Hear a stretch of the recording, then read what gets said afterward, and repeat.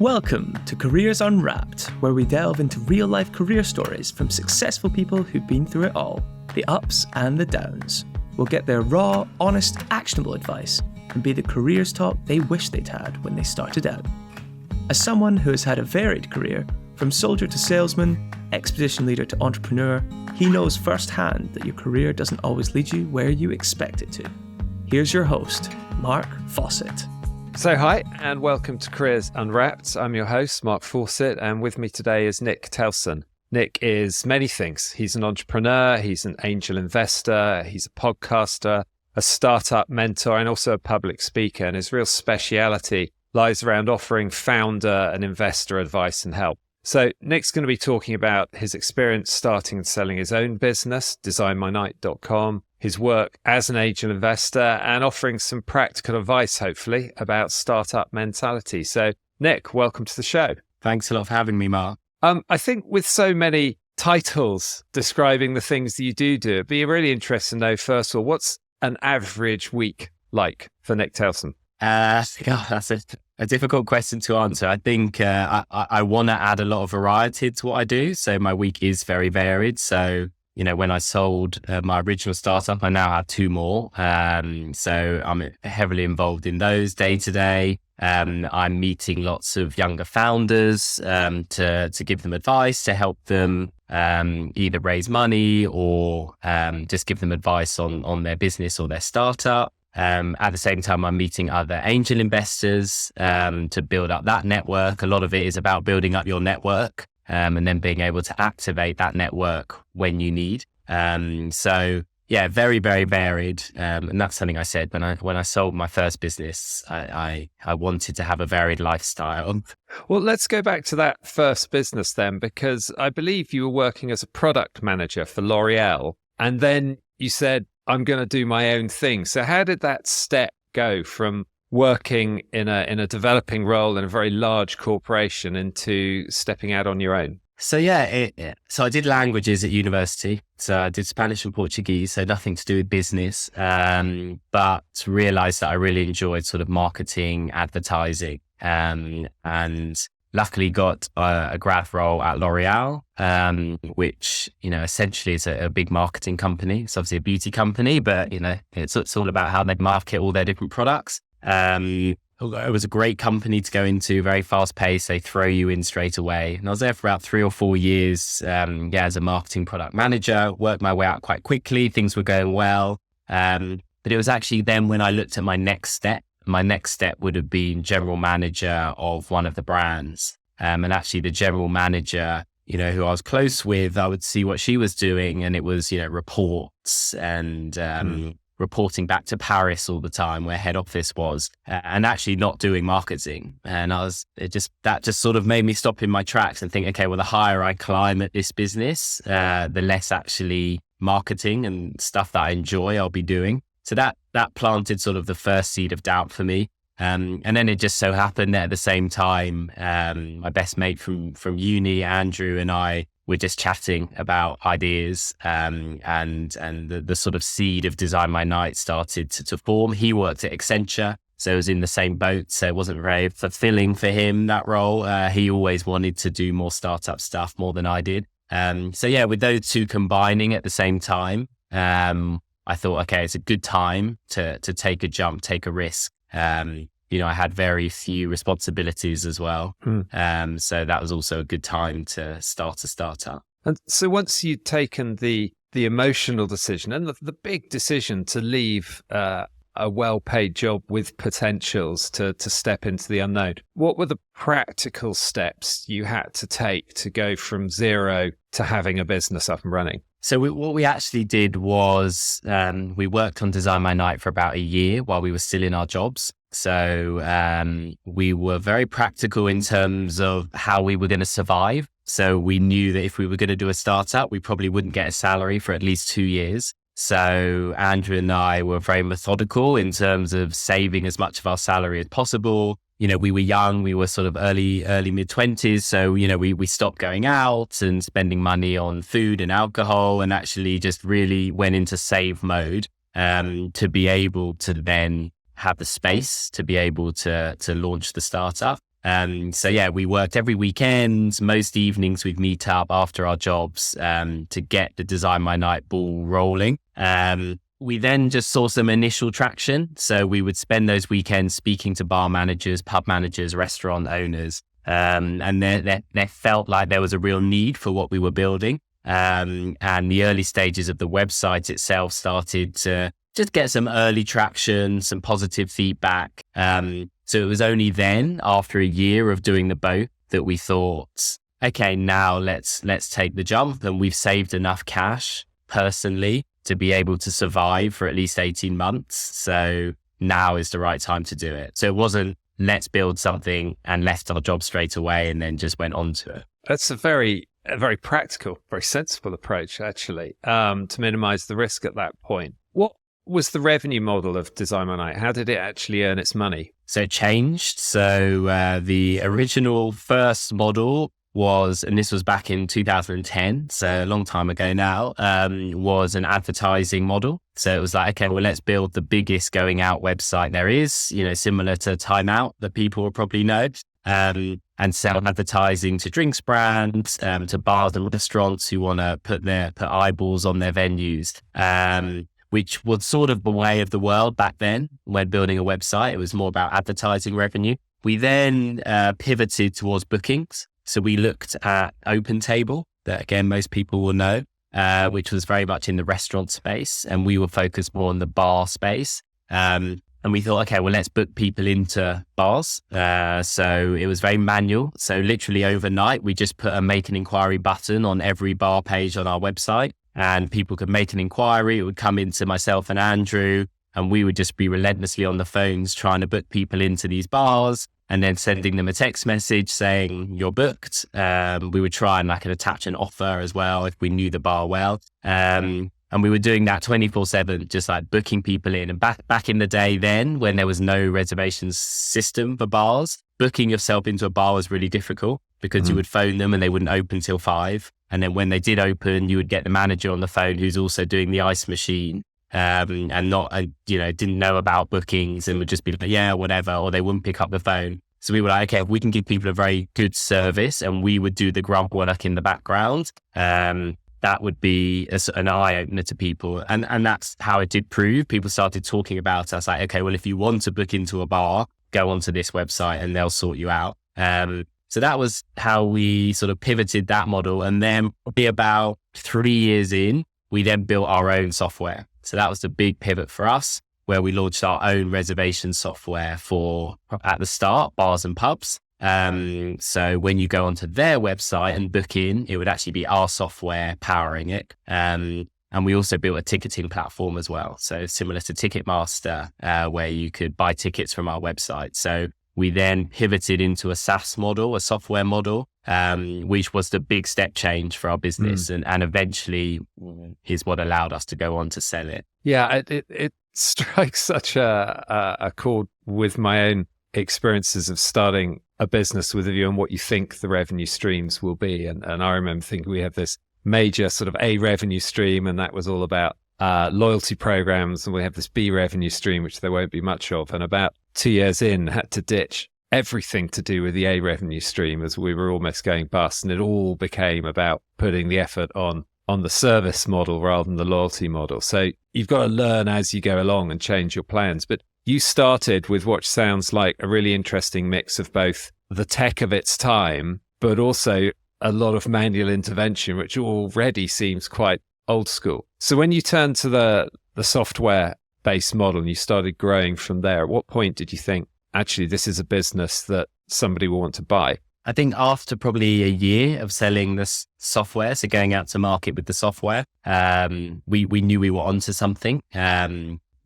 Bars, when we were meeting them, it was a yes straight away. That it turned out they'd been gagging for a booking system that suited them. So before we launched, they would use OpenTable or Bookertable. There's lots of restaurant reservation platforms. But if you think about a restaurant, which is a table of 246, very simple, versus a bar, which is seating, standing, guest list, sofas, everything can move, private hires, is a very complex beast. and they were sort of fudging restaurant platforms to make their systems work. So we came to them with this platform that was built for them, and it was just like, God, I've been waiting for this. So we very quickly sort of scaled to most of the well-known bars across the country, and really started to sort of change the industry and actually show customers that you should book into a bar like you do a restaurant, and actually showing the industry that bookings are good for you,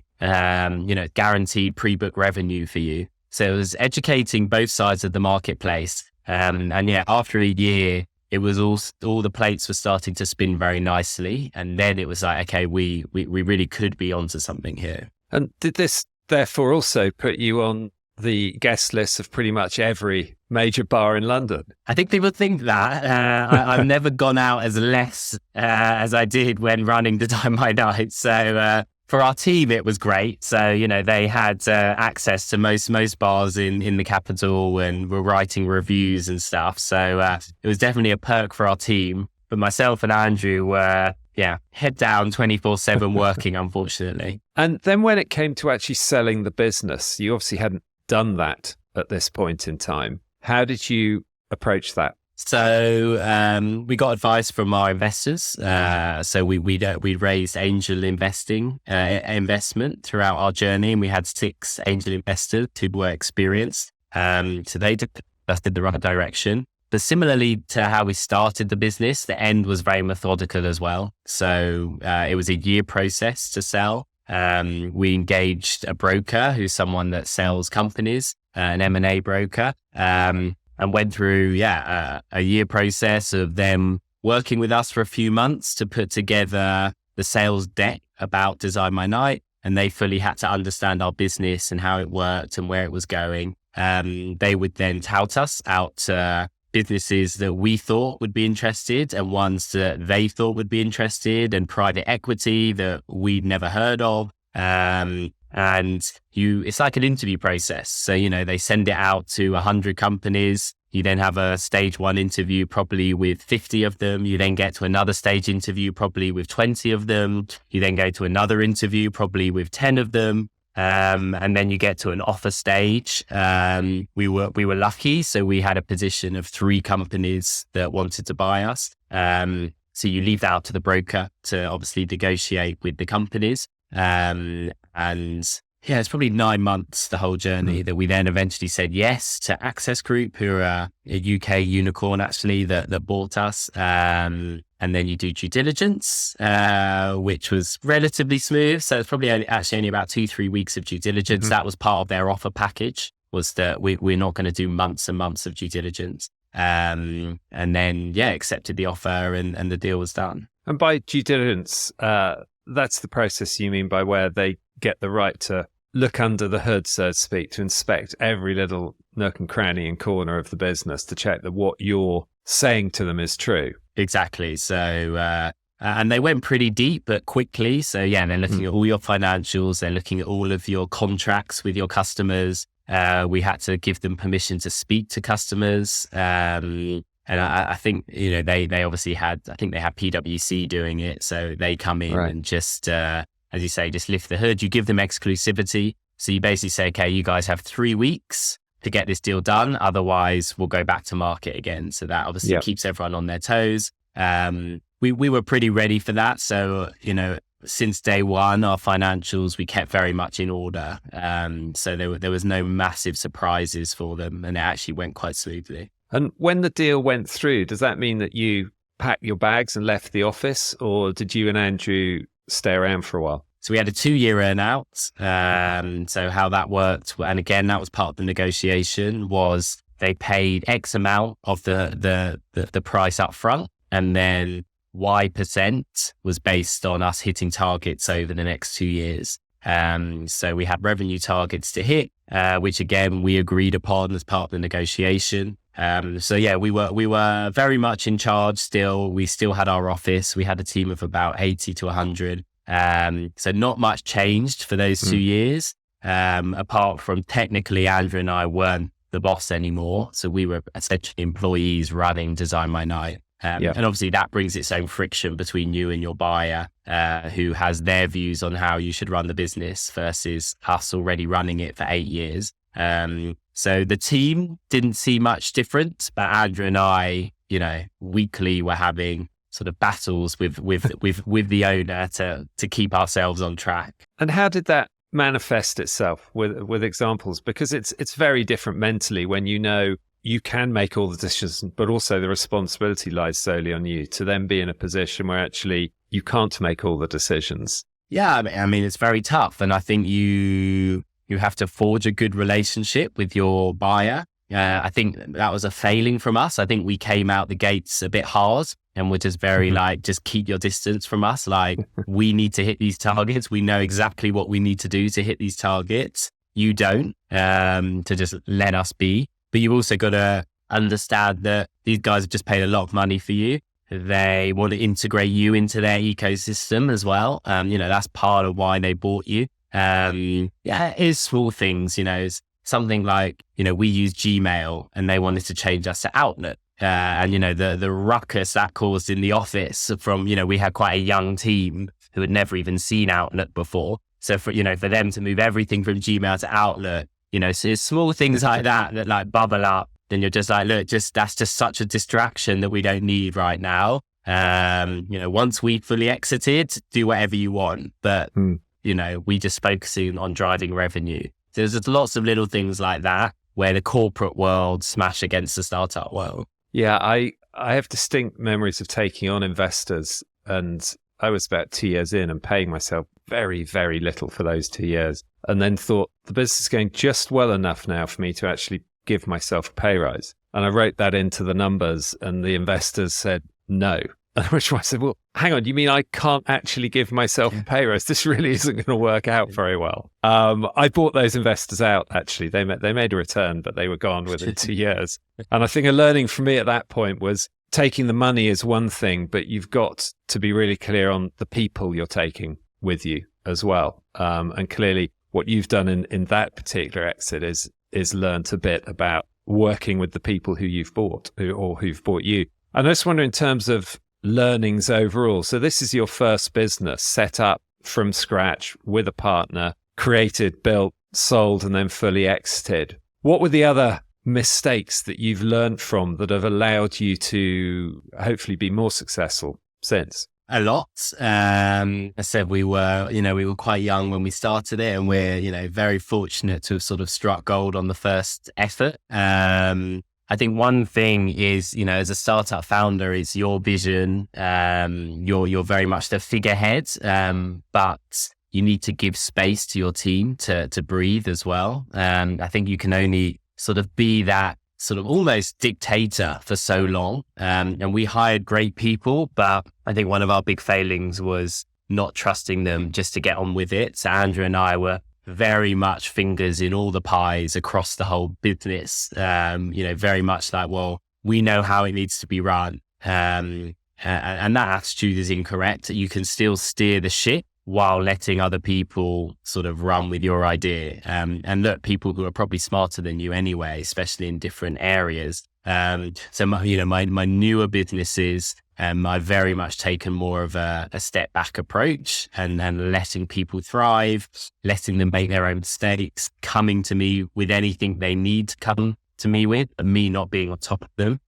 So I think that's a very big thing. And another huge tip is really understanding the market that you operate in. I think it's very easy to come up with an idea and then just run with it. But I think what we learned, and something that we did unknowingly, was spent a lot of time with the industry. So really got to know bar managers, really got to know restaurant managers, came to them with no ego. We were from L'Oreal and Accenture. We'd never run a bar before. And us really understanding the industry and making friends within the industry allowed us to be able to pivot throughout our time because we really understood their needs. So you need to come to an industry without ego and learn from the people within that industry while still executing on your own vision.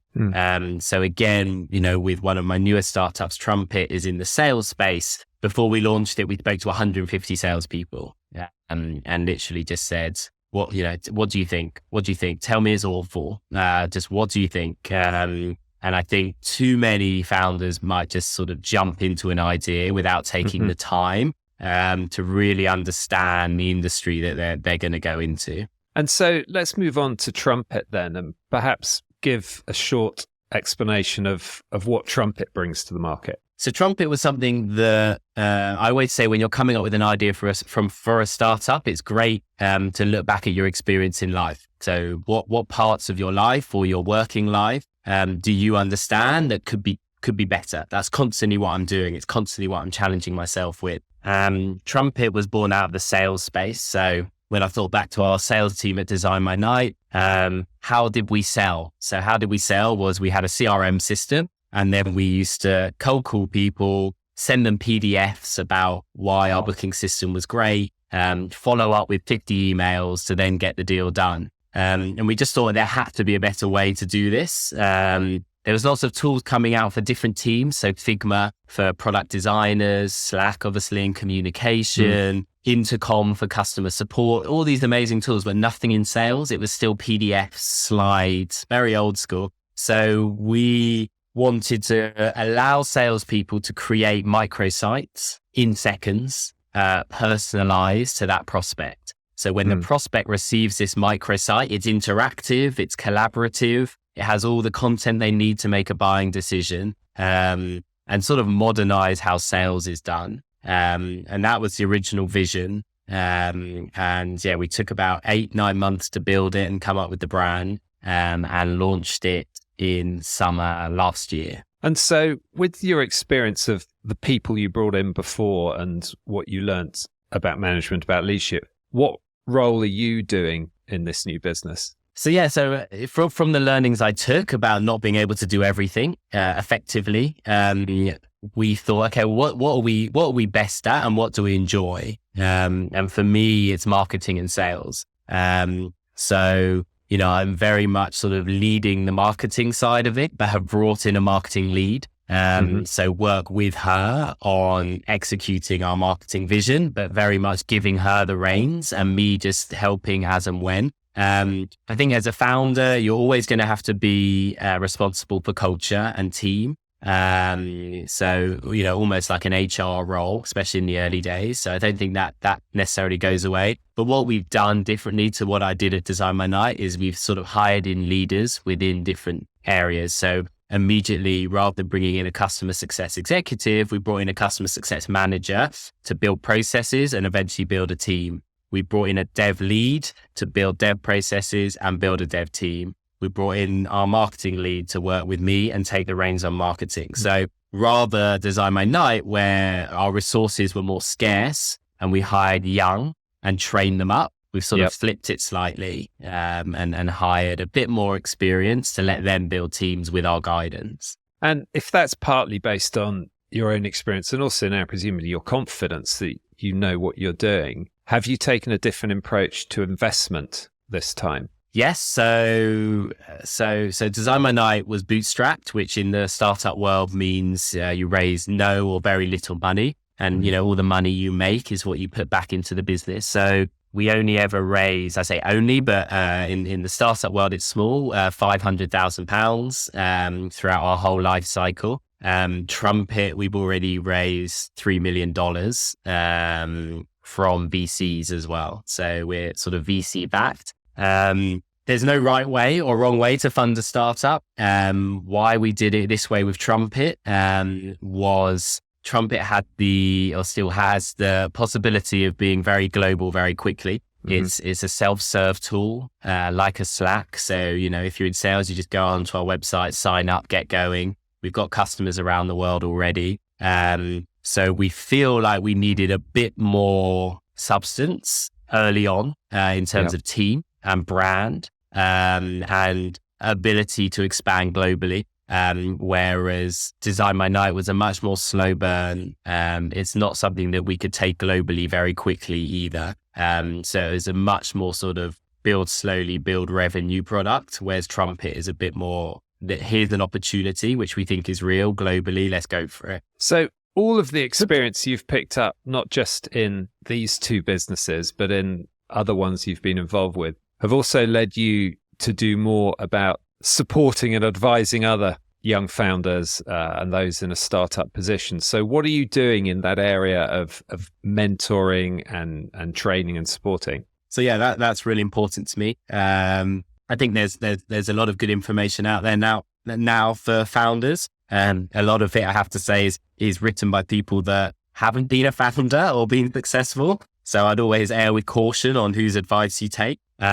Me personally, as an investor as well. So obviously I get to see a lot of startup decks. A lot of founders come to me. And what I try to do, and I can't do this with everyone, unfortunately, is, if it's something that I'm not interested in at the investment point of view, I will always try and give feedback, give my opinion humbly. I'm not saying you have to listen to my opinion, but I try not to say, no, this is not for me. I'll look at a deck and be like, okay, A, this is how you can improve the deck. And B, from a business point of view, if I was a founder, these are the questions I'd be asking myself. And others, when I've had the time, it depends on my schedule. I've taken on like official mentors, mentees. So I've normally got a roster of founders that I'm mentoring, which is, they can just WhatsApp me whenever, or we'll go for regular coffees to catch up about their business. I also speak a lot at a lot of events for founders. I've gone into schools as well to try and talk about entrepreneurship. Because it's a great industry to go in. And I think one of my biggest advice for young people that I speak to at least is being a founder is incredibly, incredibly tough. You might see on sort of LinkedIn or TikTok, the glamorous side of being a founder and the exits and all of that. But to get to that, you have to work like you have never, ever worked before and be ready for what it means. So, a lot of the time I say to potential founders is A, not everyone is right to be a founder, and that's fine. And B, just go and work in startups. Like, startups are the new L'Oreal. There's so many startups out there where you can go and start your first job, whether it's in customer success or account management or dev. There's scale ups as well, which are startups that, have got significant funding. So a bit more secure if you're worried about stability in your job role. But go and learn, go and work in a startup, learn from the founders of those startups, see if you like that environment. And that should then start to spring ideas in your mind, whether you then go and start your own thing. But that's always a great springboard for me, which people sort of miss out. They just go straight to being a founder. I think it's incredibly tough to go from almost no work experience to straight into being a founder. And the experience you picked up before you did that with your partner, with him at Accenture and you at L'Oreal, the marketing and the business consultancy are just fantastic backgrounds. I know that when I'm speaking to young people thinking about this themselves, I'm often asking them, well, describe what successful life looks and feels like to you. And sometimes what they're describing doesn't feel like the life of a founder. And they can earn a lot of money by working for other people and not necessarily carrying that responsibility if money is their motivator. But I'm wondering for you now, Nick, obviously, you made presumably a good amount of money because Design My Night was sold for, if I recall, more than about $30 million. And some of that came your way. And looking ahead for yourself now, what do you want as success? What's the driver for, a really exciting, happy, contented life for you? Yeah, I mean, it's the question I asked myself for the first time ever when I exited. So I was very studious at school and university, and I got all A's and I got my degree, and then I fell into L'Oreal and enjoyed my time there and climbed the ladder and never really stopped to think, what does happiness look like from a business point of view? And then went straight into Design My Night and did that ride. So I actually had a sort of a real tough 2 weeks after I fully exited Design My Night, which was in 2019. That morning I woke up, I had no responsibilities, no emails, no Slack. I had nothing really. And I'd never had that since my school days. So had to sort of ask myself some tough questions of, what does happiness look like? I know it's very easy to say once you have some money, but money genuinely doesn't give you happiness. I think money helps, and it can help you on that path maybe to freedom rather than happiness. But I really had to ask myself, what is going to drive me to get out of bed every day? Because it's not buying stuff. It's not going on holiday every week. Like, that's not the reality of life. And when I asked myself those questions, it was actually the cut and thrust of startup life. I love the idea of building brands and coming up with ideas that people are then willing to pay for. And I think with Trumpet, it's got the potential to be a mega global brand. And the shift definitely in my mind has come from wanting to do that rather than wanting to make lots of money from it. It's enjoying that ride, enjoying the cut and thrust of this startup. And that's what Andrew and I are now doing. So we've got Trumpet, we've got another company called Sequel, which is in the sports investing space, which is another startup. We're formulating a third idea at the moment as well. So that's what really drives us. And it's all about purpose. So, what is your purpose that gets you out of bed in the morning? And for us, it was actually building brands, building businesses on the one hand. And for me, on the other hand, was sort of helping young founders and seeing them go on their path. So it's something I recommend everyone ask themselves. And it's something I should have asked myself earlier is, what does drive me? What genuinely gives me happiness? What do I think gives me purpose in life? And you should aim towards that pathway as early as possible in your career. Yeah. And I think also what gives you purpose may change at different times as you go along, as you go through different life stages and different priorities. But it's always useful, even more so, even critical to revisit what do I want to be achieving? And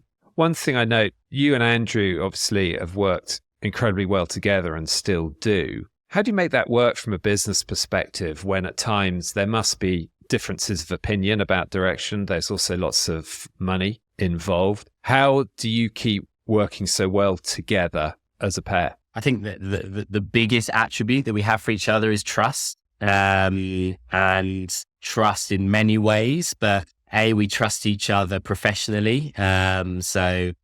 We have very different skill sets. And when we do a business, I let Andrew run his side of that business. He lets me run my side of the business. We trust each other just to get on with it. We then come together to discuss each other's arms of the business, how we can help each other. We disagree, but are good enough friends to be able to then have like a rational discussion and come to an agreement at the end of that. I think, it's very much like a marriage. You need to be able to have an argument and then move on. We're lucky. We've had very, very few sort of hardcore arguments. But I think it's that total trust in that other person. I trust him financially. I trust him personally, but also I respect him professionally, that he will make the right decisions, and all of his views come from a good place of wanting the business to grow, as do mine. There's no other egos at play with us two. And I think that has to be the starting block of any co-founder. Now, one thing I've noted is that you mentioned earlier the importance of networking, and you also mentioned about the importance of understanding the market. And you're very active, and I would say have a strong presence on LinkedIn. And do you think that is an important or a critical tool for young founders, young startups, career starters? Yeah, for me, it's sort of the much maligned social media. It's a very uncool social media. It's the only one I'm on. So I don't have TikTok. I don't have Instagram. I don't use Facebook anymore. So from a personal point of view, I'm sort of anti-social media. I don't want that in my life. I don't feel like I need it. But I did make the active decision with LinkedIn when I exited, actually, to start building up my personal brand on there. Because I wanted to help people. I wanted to give like genuine, free, actionable insights that people could take. And I get great messages from people reading my posts. But also it's a secret weapon in business. You can really meet great people on LinkedIn. I've met investors for Trumpet that actually outreach to us that have invested. I've met good friends on there now. I've invested in people that I've seen on LinkedIn, whether it's a DM or a post. I've learned a ton as well of people more skilled than me in certain areas that I've taken those posts and applied them to our businesses. So, for a free resource that all it takes is your time, I would definitely say go and start building your brand on there. What I say to young founders is talk about something you're passionate about. Talk about your journey. Don't try and BS on there. As I said, there's a lot of people talking about being a founder and the success of being a founder that have never even done it themselves. It's, for me, social media is all about being genuine. So talk about your own journey. You will find your own tribe on there that find that interesting. And look, as you then build up a profile on there, it makes it a lot easier to sort of DM people, let's say like on a higher level than you, in terms of if you would have cold outreach them on email, they probably would just ignore it. But if you've managed to build up a voice on there and they can see stuff you're posting about and you look interesting, and then you reach out to someone on LinkedIn, then, more likely than not to reply. So for me, it's an absolute matter. I would say when we launched Trumpet, 70% of our customer base was from our LinkedIn posts. So myself, Andrew, we've actually got a third founder with Trumpet called Rory. Us posting relentlessly on LinkedIn about our journey, about building Trumpet, has been one of our biggest sales funnels, and it costs us nothing. And so taking this huge amount of experience you've gained and bottling it up, if you could go back to your younger self at university age, perhaps first year, fresher, and give them some advice saying, look, do this and don't do that, what might you say to yourself? It's funny, university I'm quite torn on. Like I loved my time at university. I looked at my time at university as actually a period of personal growth. Language, I didn't want to be a teacher. I didn't want to be a translator. I was just very good at languages. That was one skill that I've got. And I love learning languages. So my sort of vision for university was I had the luck to be able to afford to take on that debt, let's say, and pay my way through university, which a lot of people aren't fortunate enough to do that. So I saw that as more of doing something I loved while personal growth away from home. I'm from London. I went to Nottingham University. I met Andrew there week one. So that was a very important meeting. A lot of my lifelong friends now are from university. However, the flip of that is, now it costs you you leave university with 50, 60 grand's worth of debt. Yep. And, one thing I might have said to myself was just go and work for a startup, go and be a generalist in a startup, or maybe start in account management or customer success where you don't necessarily need, a qualification like dev, or finance, and just immerse yourself into the startup world, because I didn't know how much I was going to love this world. So that's probably one of the main conundrums I would have given myself. I don't regret going to a corporate. I think I still recommend that as well. I think that's a great grounding for people. You learn how to manage a P&L, you learn how to manage a team, you learn how to manage a marketing budget, you learn about HR, all of those things that you need to build a startup. So, just going down the corporate route doesn't mean you're shutting off your startup journey down the line either. It's something that I would highly recommend to people. And who might you suggest to your 20-year-old younger self plays you in the film of your life? That's a very good question. Who would play me? Trying to think of someone dashing that unfortunately I don't look like. Jude Law, maybe. See myself as quite good Jude Law. Okay. Yeah, we'll go Jude Law. All right, I could take that one. So it's been fascinating, Nick, and really interesting to just hear more, not just about the first startup, but the lessons that came from that have gone into Trumpet and others since then. In particular, three things you were mentioning were having a really clear vision and the importance of that, giving space to the people you hire, and not being in their faces clearly all the time. And also gaining the experience of the market, meeting as many people as possible who are your potential customers in the market you can operate in. I think that's really solid, learned experience to be passed on. In terms of passing on experience, one of the things we want to do is keep passing along the baton of people's careers and their stories from that. So is there one other person who you think we should get on to Careers Unwrapped and to learn and hear from them? Actually, one of my investments is in a company called All Plants, which are very well known now, sort of do plant-based ready meals. They weren't like me calling them ready meals. And they're a big company. And the founder there, JP, is one of the best and most interesting founders I've had the pleasure of sort of meeting and working with. I had a 20-minute chat with him and invested straight away. And he's also gone on a different path, working in Africa as well, and then setting up All Plants, which is now his sort of life's mission around plant-based food. So yeah, if you could get him on, I think he would be a thoroughly interesting chat. Brilliant.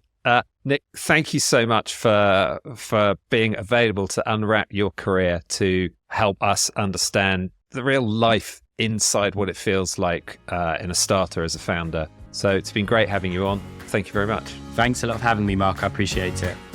This podcast is sponsored by We Are Futures. To find out more about We Are Futures and how we can introduce your brand, business, or organisation to the mass markets of tomorrow, visit www.wearefutures.com. Make sure to search for Careers Unwrapped in Apple Podcasts, Spotify, Google Podcasts, or anywhere else podcasts are found. Remember to click subscribe so you don't miss out on any future episodes. On behalf of the team here at We Are Futures, thanks for listening.